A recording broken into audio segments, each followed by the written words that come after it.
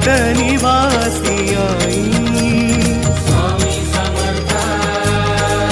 भक्त वात्सल्य कृपा मूर्ती,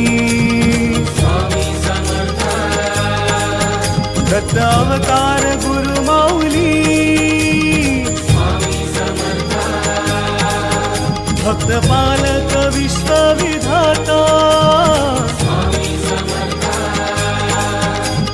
ब्रह्मांड नायक दास कैवारी, सच्चिदानंद स्वरूपा देवा, दीन दया दया सागरा, स्वामी समर्थ।